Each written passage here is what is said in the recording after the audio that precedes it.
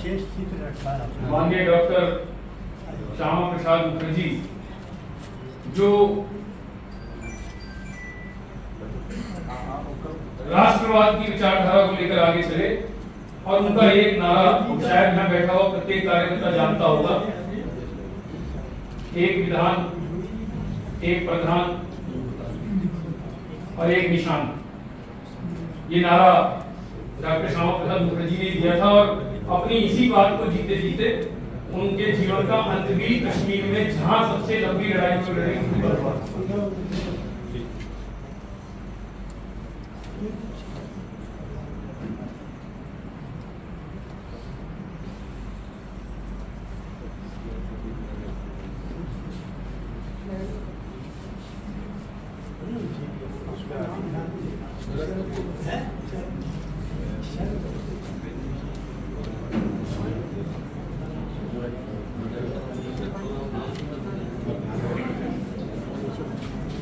सभी भगीजन मंच पर आ जाएं।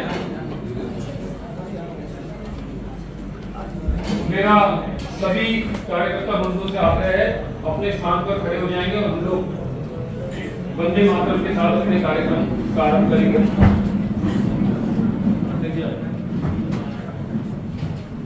वंदे मातरम, वंदे मातरम, सुजलाम सुफलाम मलयज शीतलाम शस्य श्यामलाम मातरम।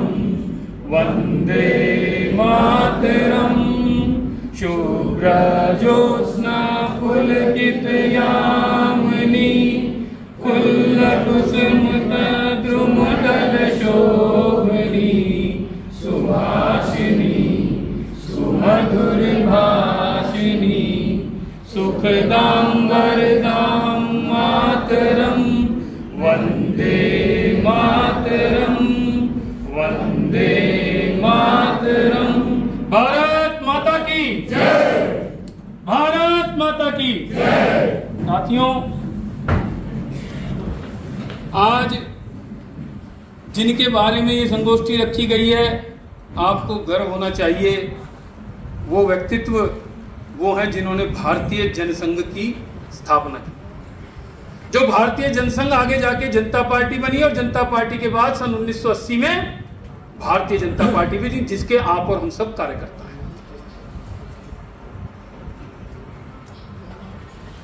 मैं कुछ भी ज्यादा नहीं कहूंगा और सीधा हमारे स्वागत, पहले स्वागत की खड़ी, वरना मैं सीधा माननीय मूलचंद जी को बुलाने वाला था। स्वागत के लिए सुमन जी। सबसे पहले मैं हमारे जिला अध्यक्ष आदरणीय राजीव भाई जी से निवेदन करूंगा कि हमारे बहुत ही सम्मानित वरिष्ठ नेता आदरणीय मूलचंद चावला जी का स्वागत करें।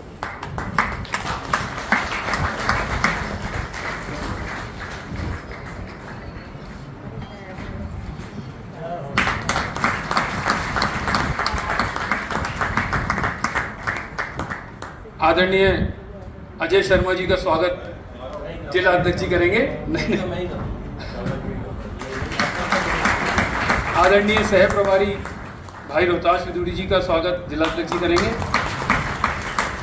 हमारे निगम पार्षद बहन और प्रदेश में प्रवक्ता शिखा राय जी का स्वागत जिला अध्यक्ष जी करेंगे। शरद कपूर जी का स्वागत आदरणीय जिला अध्यक्ष जी करेंगे। हमारे निगम पार्षद, जुझारू निगम पार्षद अमर कॉलोनी से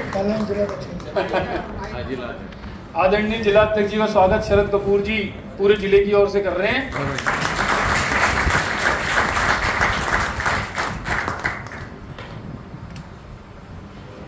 आए हुए सभी मंडलों के हमारे सम्मानित अध्यक्ष, उनके साथ आई हुई उनकी टीम, जिलों के पदाधिकारी, प्रदेश के सभी पदाधिकारी, विधायकगण, हमारे निगम पार्षद मंच पर हैं, सभी का हम स्वागत करते हैं। और सीधा मैं मंच उनको दे रहा हूं मित्रों जिनको सुनने के लिए हम सब तैयार भी हैं मानसिक रूप से, और हमको ये मालूम है कि जब वो बोलेंगे तो हमें बहुत सी ऐसी बातें ग्रहण करने को मिलेंगी, ऐसे बहुत से विषय हमें मिलेंगे जो शायद हमने ना पढ़े हों ना सुने हों, क्योंकि माननीय मूलचंद चावला जी का जो अपना एक अनुभव है, और ऐसे अनुभवी व्यक्ति जब मंच पर आते हैं तो हम जैसे लोगों को एक अलग ऊर्जा मिलती है, अलग मार्गदर्शन मिलता है।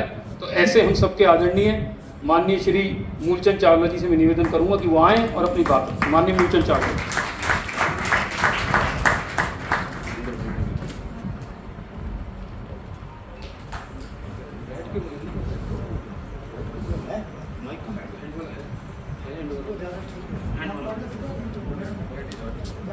बैठ के नाम से बोलिए। भारत माता की।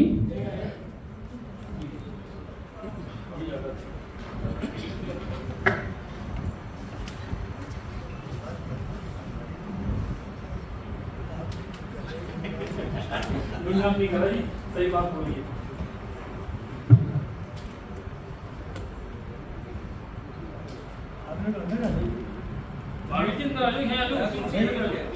खड़े रहना है तो अंदर भी जाइए। पीछे कुर्सी है एक दो।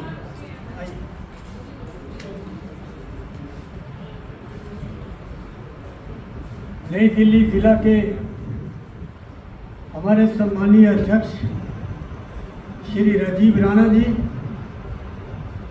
प्रभारी अजय शर्मा जी, सह प्रभारी हमारे रोहित विधोड़ी जी, और इधर मेरी बहुत ही प्यारी बहन विशाखा जी, शिखर है, शरद कपूर जी हमारे अमर कॉलोनी के पार्षद हैं, और कौन बैठी नहीं, वो हमारे जिले की मंत्री बैठी है, इनका फोन आता है। ये तनेजा जी हमारे बैठे हैं, बहुत पुराने साथी हैं हमारे। बहुत से चेहरे ऐसे हैं कि जिनको मैं भी जानता हूं और मुझे भी सब जानते हैं, लेकिन फिर भी पार्टी में जो विकास हो रहा है तो नए कार्यकर्ता भी काफ़ी संख्या में आजकल हमको दिखाई देते हैं। मैं गया था परसों इनके रोहित विधोड़ी जी के ज़िले में, दक्षिणी दिल्ली में, तो वहाँ मेरे को पुराने लोग बहुत कम नज़र आए। आज तो कुछ नज़र आ रहे हैं यहाँ। तो इनके ज़िले में मैंने पूछा कि क्या बात है, पुराने लोग कहाँ हैं? तो सब अपने काम में हैं। कार्यकर्ता भाई और बहनों, आज का ये कार्यक्रम डॉक्टर श्यामा प्रसाद मुखर्जी, नया नाम नहीं है, अपरिचित नाम भी नहीं है, सब जानते हैं। ये एक ऐसा नाम है कि जो बार बार साल में कम से कम 2 बार तो हम याद करते ही हैं, 6 जुलाई 23 जून। और हमने कितनी बार कितनी लोगों से मुखर्जी के बारे में, उनके जीवन के बारे में बहुत कुछ सुना, पढ़ा भी, लेकिन फिर भी हम हर साल क्यों उनके जन्मदिन और शहीदी दिवस मनाते हैं? इसका केवल एक ही अर्थ है कि वो एक ऐसे महान व्यक्ति थे जो हमारी पार्टी के जन्मदाता थे, और हमारी पार्टी की नींव में उनकी शहादत है। ये छोटी बात नहीं है, बहुत बड़ी बात है। और इतने बड़े नेताओं की गिनती में आते हैं वो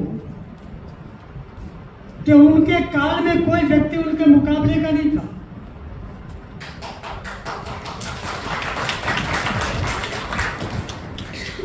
जुलाई 1891 कलकत्ता में उनका जन्म हुआ।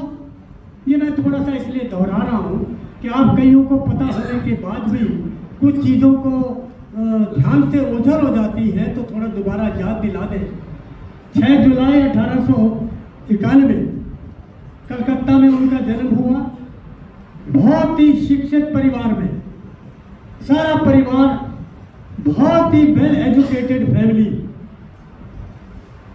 उनके पिताजी आशुतोष मुखर्जी, वो तो हाई कोर्ट के जज भी रहे,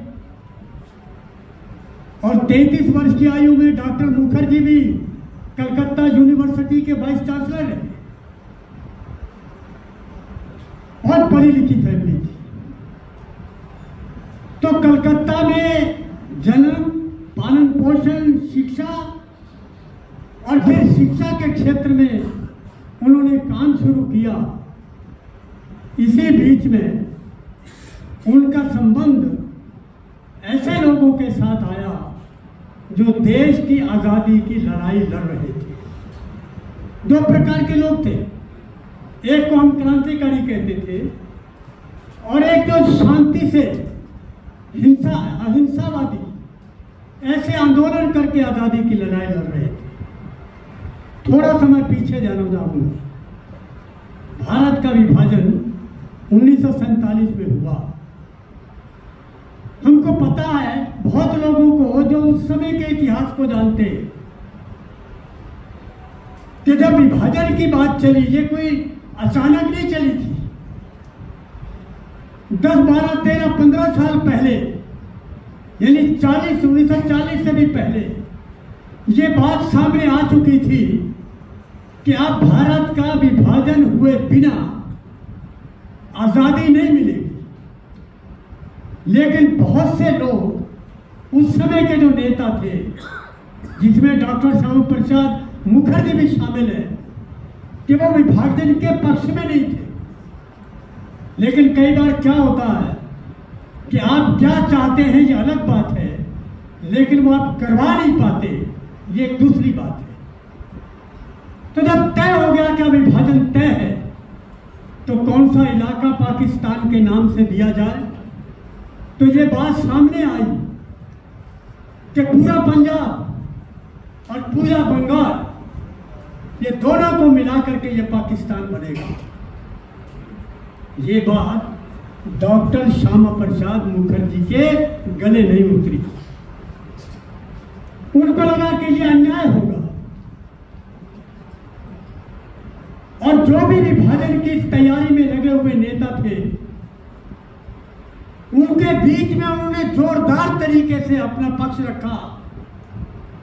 क्या आप देखिए बंगाल को, पूर्वी बंगाल में मुसलमानों की संख्या बहुमत में, बाकी के वेस्ट बंगाल में हिंदुओं की ज्यादा।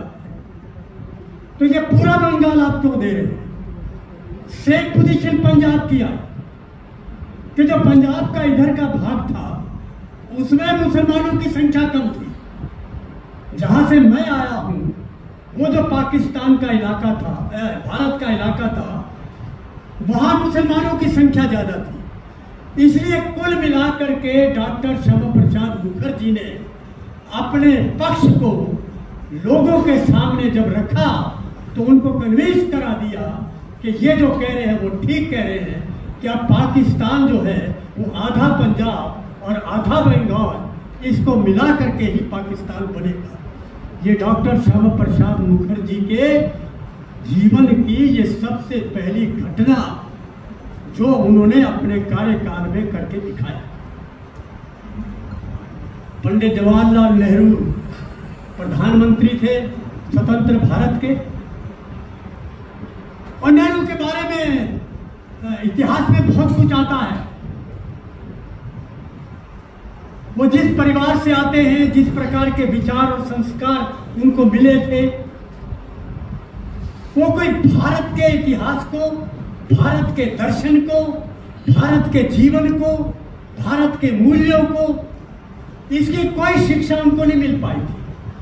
लेकिन जब वो सरकार चलाने लगे, तो उस समय महात्मा गांधी और सरदार पटेल, इन दोनों ने नेहरू से कहा कि 2 व्यक्ति आप अपनी कैबिनेट में और लीजिए। भले वो हमारी पार्टी के नहीं है, वो अन्य विरोधी पार्टी के भी नहीं है, लेकिन वो देश के बहुत बड़े महान नेता हैं, अच्छे विचारक हैं, देश के लिए अच्छा सोचते हैं। तो ऐसे डॉक्टर श्यामा प्रसाद मुखर्जी और अपने डॉक्टर भीमराव अंबेडकर, इन 2 लोगों को नेहरू की कैबिनेट में रखा गया, जबकि ये उनकी पार्टी के नहीं थे।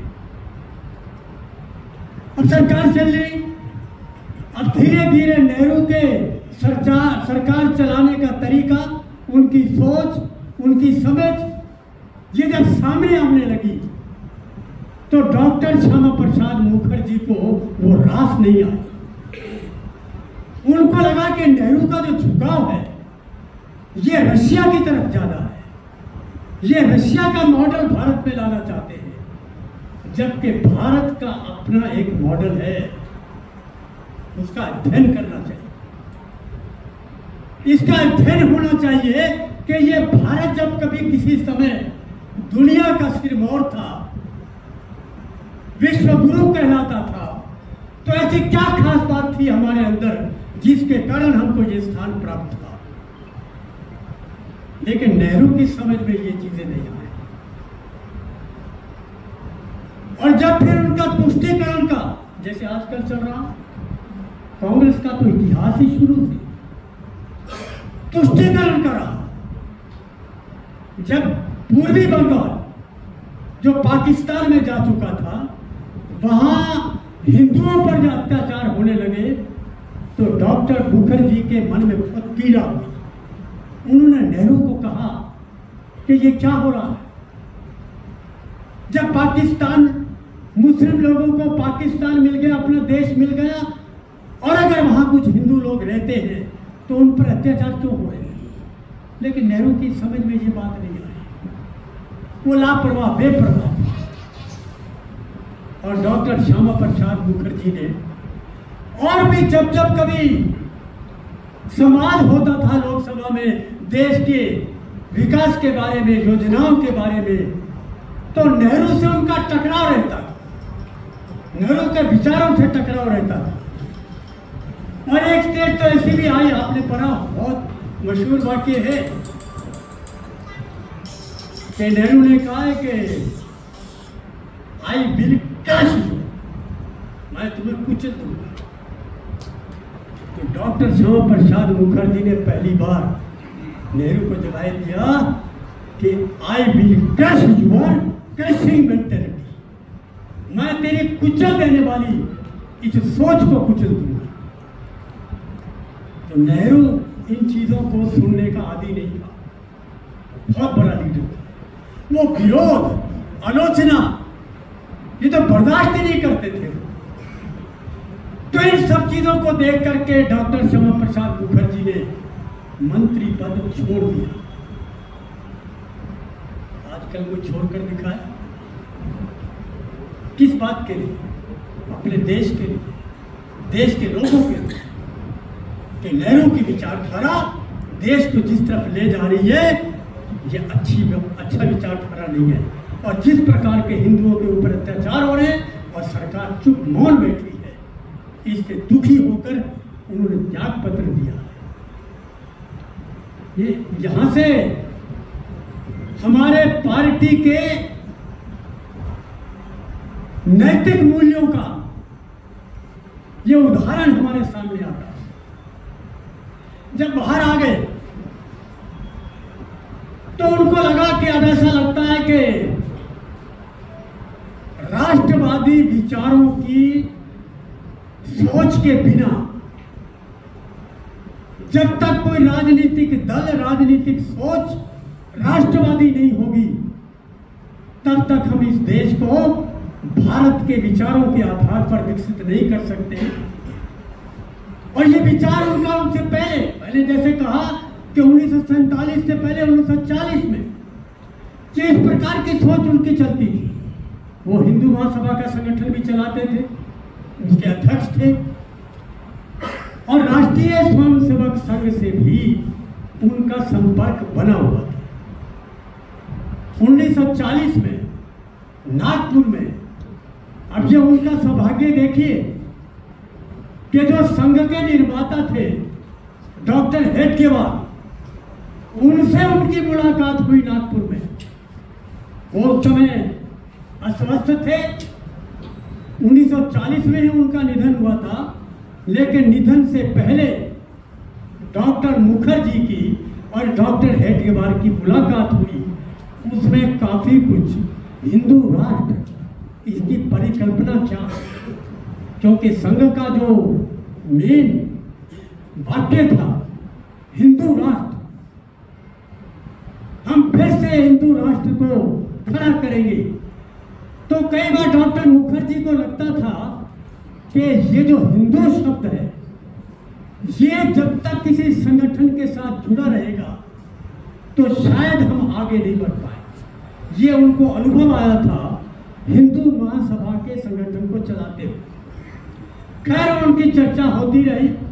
परम पूजनीय गुरु जी जो बाद में डॉक्टर हटगेवार के बाद सरसंघचालक बने, उनसे भी लगातार मिलते रहते थे और उनके दिमाग में था कि भारतीय विचारों पर आधारित एक राष्ट्रवादी पार्टी, विचारों की पार्टी, उसका कहीं ना कहीं निर्माण होना चाहिए। संघ के भी दिमाग में था। आपके ध्यान में होगा महात्मा जी की, गांधी की हत्या के बाद संघ पर प्रतिबंध लगा, हजारों लोग जेलों में डाल दिए गए और उस समय संघ के जो बड़े अधिकारी यानी परम पूजनीय गुरु जी तक सबको लगता था कि इतना बड़ा अन्याय हमारे साथ हो गया, बिना अपराध के हमारे ऊपर प्रतिबंध लग गया और हमारे सब लोगों को जेल में डाल दिया गया और लोकसभा के अंदर कोई हमारी बात कहने वाला नहीं, हमारे बारे में कोई कुछ बोलने वाला नहीं। तो ये तड़प उनके मन में थी। तो जब ये उनको लगा कि मुखर्जी भी चाहते हैं और हमको भी लगता है तो कोई तो हो जो भारत की बात लोकसभा में कर सके, तो कुल मिलाकर के ये विचार करते करते करते करते फिर एक विचार बना कि एक राष्ट्रवादी विचारों पर आधारित किसी राजनीतिक दल का गठन हो। तो 21 अक्टूबर 1951 रघुमल आर्या कन्या विद्यालय कनाट प्लेस में भारतीय जनसंघ का गठन हुआ, निर्माण हुआ। डॉक्टर मुखर्जी चाहते थे कि संघ खुद राजनीति में आए, लेकिन गुरु जी ने कहा नहीं, हम राजनीति में नहीं आए, लेकिन हमारे स्वयं सेवक राजनीति में जाएंगे। तो उन्होंने कहा कि तो आप मुझे कम से कम कोई कार्यकर्ता तो दीजिए, आप कार्यकर्ता दो जिनके आधार पर मैं इस पार्टी को आगे बढ़ा सकूं। सबसे पहला नाम अभी हमने पुष्पांजलि की है, पंडित दीनदयाल उपाध्याय। ये पहला नाम जो डॉक्टर श्यामा प्रसाद मुखर्जी को दिए गए, नानाजी देशमुख, सुंदर सिंह भंडारी, ऐसे कई लोग संघ से दिए गए। और मेरा भी सौभाग्य है पंडित दीनदयाल उपाध्याय जी के जीवन काल में मुझे उनके मार्गदर्शन में काम करने का मौका। मैं 1966 में राजनीति में संघ का प्रचारक था तो भेजा गया और दीनदयाल जी का निधन 68 में। तो ये 66 और 68 के बीच में 2 साल का जो समय था, उन 2 साल के कार्यकाल में, क्योंकि पंडित जी दिल्ली में रहते थे, मैं उस समय हरियाणा में था, तो कार्यकारिणी में, राष्ट्रीय परिषद में, राष्ट्रीय अधिवेशन में और फिर जब प्रदेश का दौरा करते थे तो मैं उस समय जनसंघ का प्रदेश का महामंत्री था उस समय। तो स्वाभाविक था कि मेरा उनसे 2 वर्ष के उस कार्यकाल में काफी निकट से उनसे मेरा संबंध रहा। जो कुछ हम उनसे सीख पाए जीवन के अंत तक उसका मैं पालन कर रहा हूँ, जीवन के अंत। और जब पार्टी बढ़ी, आगे चली, बहुत लोगों ने अपने जीवन खपाए जनसंघ के नाम से। जब पहला इलेक्शन हुआ 52 में तो केवल 3 लोग जीत कर आए, डॉक्टर मुखर्जी, 2 और लोग थे, लेकिन हिम्मत नहीं हारी। 57 में बढ़ गए, 62 में बढ़ गए, फिर 67 का चुनाव हुआ। 51-52 से लेकर के 67 तक भारतीय जनसंघ, जिसके लिए पंडित दीनदयाल जी ने अपना खून पसीना एक कर दिया था, 15 साल तक महामंत्री रहते हुए उन्होंने पार्टी को पूरे देश के अंदर फैला दिया था और एक राष्ट्रवादी पार्टी, उसकी पहचान हमारी बन चुकी थी। 1967 में बड़ा इलेक्शन हुआ, अब उस समय तक तो 67 तक, उसके आगे नहीं, 52, 57, 62, 67, 5 साल के बाद चुनाव होता था। 67 में जो चुनाव हुआ लोकसभा और विधानसभा का, तो आपको सुनकर देखकर हैरानी होगी कि उस समय 67 के चुनाव में कांग्रेस पार्टी पूरे उत्तर भारत में सारे विधानसभाएं हार गई और मिली जुली सरकार बनी विरोधी दलों की। वो हरियाणा, मध्य प्रदेश, पंजाब, राजस्थान, बिहार, इन सब विधानसभाओं में कांग्रेस हारी और जनसंघ भी इन विधानसभाओं में अच्छी संख्या में जीत कर आए और जो मिली जुली सरकारें बनी थी तो हमारे लोग भी उन सरकारों में शामिल हुए। अब ये हमारे उत्थान का, हमारी प्रगति का, हमारे उन नेताओं के अपने परिश्रम का, मेहनत का ये रिजल्ट 15 साल में हमको दिखाई दिया है। लेकिन राजनीतिक दलों में जैसे जैसे जनसंघ का काम बढ़ा तो आपको पता है कि जब कश्मीर, जम्मू कश्मीर का विलय भारत में पूरा नहीं हो पाया तो हमारे जनसंघ के मैनिफेस्टो में, हमारे सिद्धांतों में ये लिखा हुआ है कि हम अखंड भारत के पक्षधर हैं। अखंड भारत, हम अखंड भारत के पक्ष में नहीं है। आज नहीं तो कल, कल नहीं तो परसों, परसों नहीं तो तरसों ये अपने खंडित भारत को फिर से हम अखंड बनाएंगे, ये सोच लेकर और जनसंघ के क्योंकि मैनिफेस्टो में, उनके सिद्धांतों में ये था, तो जब जम्मू कश्मीर का विलय पूरी तरह नहीं हो पाया, विशेष दर्जा रखा गया। जम्मू कश्मीर के राजा हरि सिंह पहले तो असमंजस में थे कि वो पाकिस्तान में जाएं कि हिंदुस्तान में रहें, तो कहने लगे कि नहीं, मैं तो कहीं नहीं जाऊंगा, मैं तो अपना स्वतंत्र राज्य रखूंगा। तो स्वतंत्र राज्य तो हैदराबाद का नवाब भी नहीं रख पाया, तो आप कहाँ रख पाओगे? आपको पाकिस्तान जीने नहीं देगा। जैसे तैसे हमारे परम पूजनीय गुरु जी उनसे मिले, आकर के उनको समझाया कि आप अपना विलय भारत में करो, मान गए। लेकिन अरंगा डाला शेख अब्दुल्ला ने, फारूक अब्दुल्ला के पिता, जम्मू कश्मीर के बहुत बड़े लीडर और पंडित जवाहरलाल नेहरू के खासम खास मित्र। यहाँ कुछ लोग तो मित्र से भी हट करके उनका रिश्ता निकालते हैं, अलग रिश्ता था वो। और वो जो भी करते थे शेख अब्दुल्ला की सलाह पर करते। शेख अब्दुल्ला ने कहा कि देखिए, जम्मू कश्मीर को आप उसका पूरा विलय मत करिए, अपने साथ तो रखिए, लेकिन इसको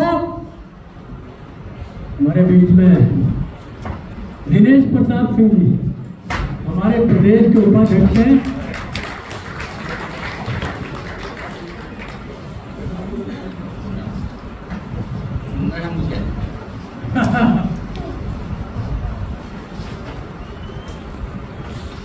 तो शेख अब्दुल्ला ने नेहरू के साथ मिल करके ये जम्मू कश्मीर का दर्जा, स्पेशल दर्जा बनाए रखा।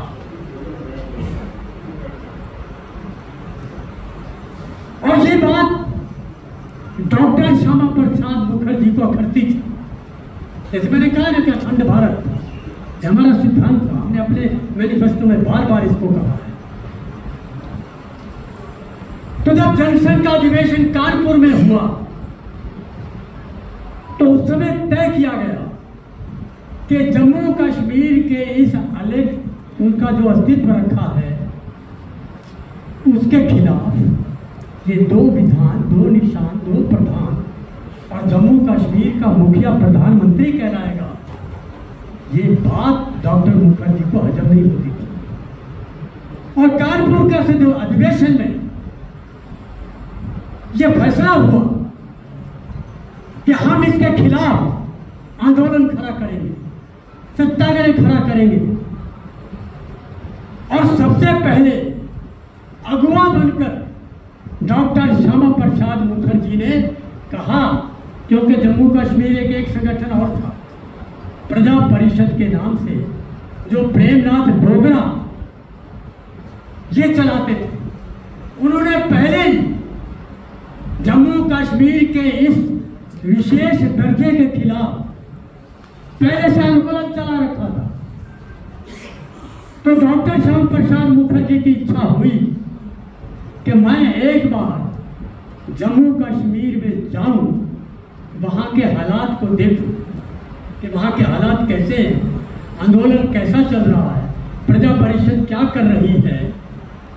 तो उन्होंने तय किया, लेकिन इस तय करने के समय परम पूजनीय गुरुजी, जिसका मैंने अभी जिक्र किया है, गोलवलकर, उन्होंने एक पत्र, उस समय हमारे प्रांत प्रचारक थे माननीय माधवराव मूले, चमनलाल जी के थ्रू, जो कार्यालय के मंत्री थे उस समय, उनके थ्रू गुरु जी ने एक पत्र भेजा।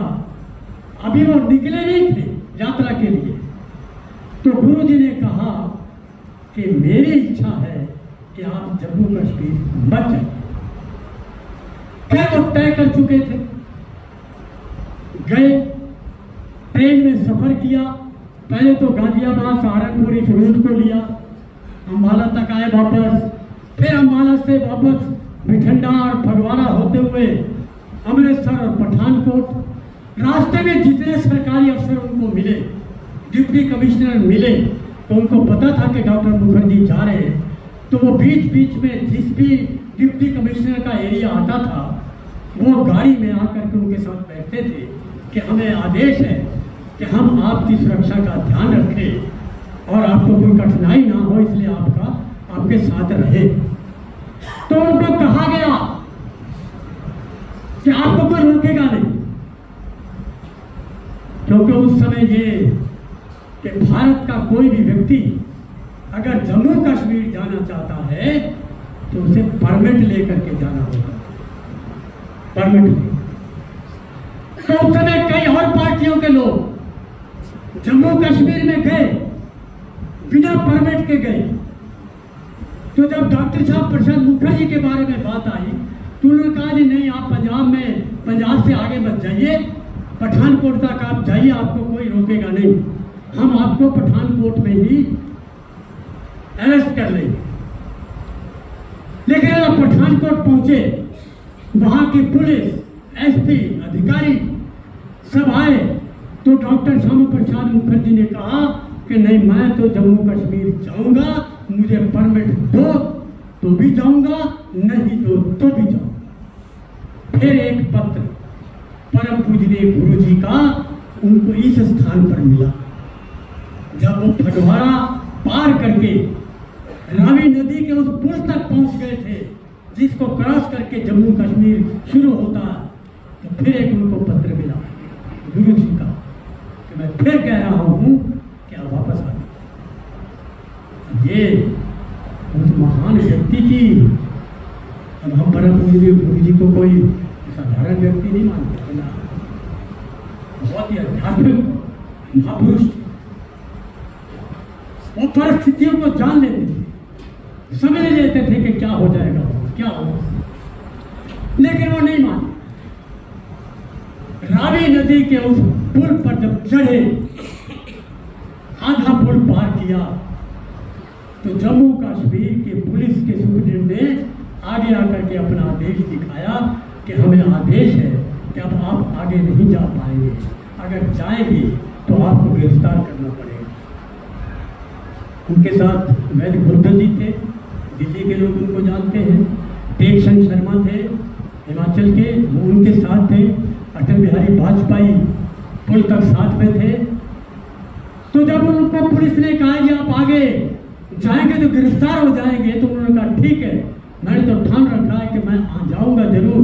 लेकिन फिर उन्होंने बात दोहराई कि मैं कोई आंदोलन करने नहीं जा रहा, किसी प्रकार का कोई वहां भाषण नहीं दूंगा, मैं तो केवल प्रजा परिषद के उस सत्ता के आंदोलन को देखना चाहता हूं कि वो क्या चल रहा है, कैसे चल रहा है। लेकिन पुलिस नहीं मानी और पुलिस ने उनको गिरफ्तार किया। वैर गुर्जर जी उनके साथ थे, टेकचंद जी थे। अटल जी को उन्होंने वापस भेज दिया कि अब आप जाओ, भारत के लोगों को कह दो कि डॉक्टर श्यामा प्रसाद मुखर्जी बिना परमिट के जम्मू कश्मीर की सीमा में प्रवेश कर गए हैं और अरेस्ट हो गए, ताकि बता दो जाकर।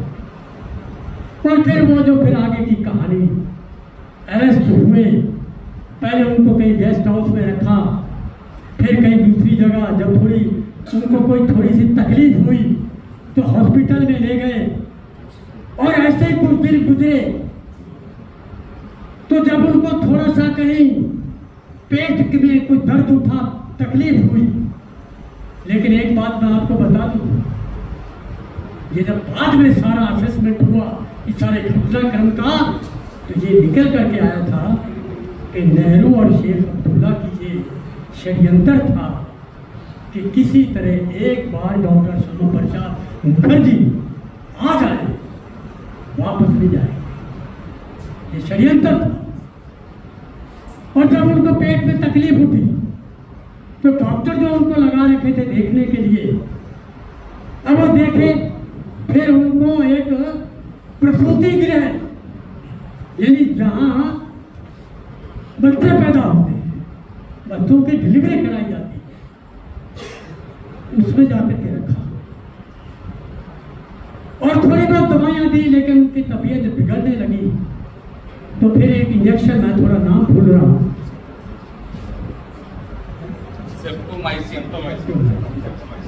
कैप्टोमाइसिन। अब वो इंजेक्शन जो डॉक्टर जी मुखर्जी के डॉक्टर ने उनको मना कर रखा था कि अगर ये इंजेक्शन आपको अगर दे तो मत लेना, लेकिन वो इंजेक्शन उनको दिया गया। उसमें क्या था कि आप अंदाजा लगा लें, उसको लेने के बाद वो बेहोश हुए, 4 पैसे गिर गए और हालत उनकी बिगड़ती चली गई। और इस बिगड़ती हालत के बाद फिर समाचार आया कि डॉक्टर श्यामा प्रसाद मुखर्जी का निधन हो गया, शहादत हो गई। अब ये जो यहाँ तक का इतिहास, जन्म काल से लेकर के यहाँ तक शहादत तक, ये इतिहास हमारे लिए बड़ा गौरवशाली इतिहास है, गौरवशाली। और उसके बाद भारतीय जनसंघ का जो सफर चलता है, कई तो कहने लगे कि जनसंघ के निर्माता, सबसे बड़े नेता अब हो ही नहीं रहे तो पार्टी कैसे चलेगी, क्योंकि व्यक्तियों के आधार पर चलने वाली पार्टियां, जब वो व्यक्ति नहीं होता तो पार्टियां बिखर जाती। ये अपने आप को इतनी बड़ी पार्टी के, जिसको हम मानते हैं कांग्रेस पार्टी, बहुत बड़ी पार्टी, पुरानी पार्टी, इसका भी जन्म किसी भारत के नेता ने नहीं किया था, एक अंग्रेज ने किया था 1885 में। 6 साल तक वो खुद प्रेसिडेंट रहा। तो उनका कोई मकसद ये पार्टी का निर्माण करना, कोई देश की आज़ादी को आगे बढ़ाना है, लड़ाई को, ये नहीं था। उनका मकसद ये था कि भारत के नेताओं को एक प्लेटफार्म दे दो, ताकि जहां पर आकर के अपनी ये बात कहे, इनके अंदर क्या चल रहा है, ये क्या चाहते हैं, ताकि हमको पता चलता रहे। तो इसलिए ये प्लेटफार्म देने के लिए कांग्रेस का निर्माण हुआ। इसलिए डॉक्टर श्यामा प्रसाद जी के इस बलिदान के बाद भारतीय जनसंघ का फिर लंबा इतिहास है। हम आगे आगे बढ़ते चले गए, बहुत लंबा सफर तय किया और फिर एक स्टेज आई जो उल्लेख शायद अभी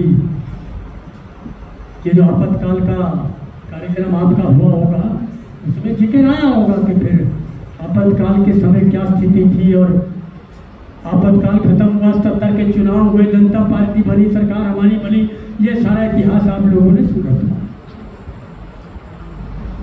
मैं तो केवल उनकी शहादत तक का ये इतिहास हमारे लिए सदा प्रेरणा देने वाला। और आप देखिए 19 1951 से लेकर के आज तक कितने साल हुए हमारी पार्टी को बने हुए, आप देखिए। और सारी पार्टियां देख लीजिए, कोई एक भी पार्टी आपको ऐसी नजर नहीं आएगी जो बिखरी ना हो, टूटी ना हो, एक से अनेक ना हो। कांग्रेस के तो बहुत ही टुकड़े हुए, लेकिन हमारी पार्टी क्योंकि एक मजबूत नींव पर खड़ी थी, विचार मजबूत थे, शहादत बड़ी जबरदस्त थी, इसी के कारण हमारी पार्टी आज जिस मकाम पर पहुंची है कार्यकर्ता भाई और बहनों, ये ना जाने कितने लोगों के जीवन खपे। और आज हमको अपने आप को गौरवशाली मानना चाहिए कि हम इतनी बड़ी पार्टी,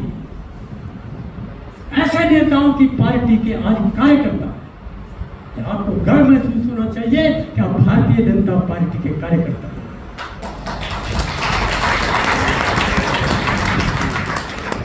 जिन उद्देश्यों को लेकर के हमारे नेताओं ने अपने जीवन खपाए, वही उद्देश्य अपने सामने रखिए और अपनी भूमिका निभाइए। ईश्वर ने आपको जो भूमिका दी है, जीवन के किसी भी क्षेत्र में, व्यवसाय के क्षेत्र में, काम के क्षेत्र में, परिवार के क्षेत्र में और सामाजिक क्षेत्र में, जो भूमिका आपके ईश्वर ने तय करके आपको दी है, कि ईश्वर के आशीर्वाद मानकर इसी भूमिका समझकर आप निभाते रहें। फिर आपका प्रारब्ध क्या कहता है, आपका भाग्य क्या कहता है, वो सब बाद की बात है। लेकिन आज पार्टी के कार्यकर्ता अपने आप को गौरवान्वित माने कि हम इस पार्टी के कार्यकर्ता। मैं समझता हूँ कि केवल विषय डॉक्टर श्यामा प्रसाद मुखर्जी तक सीमित है, इसलिए दाएं बाएं जाना मेरा स्वभाव भी नहीं है, तो मैं जाना भी नहीं चाहूँगा। और हमारे बीच में दिनेश प्रताप सिंह जी आए हैं, तो जो कुछ मेरे से छूट गया तो पूरा करेंगे। बहुत बहुत धन्यवाद।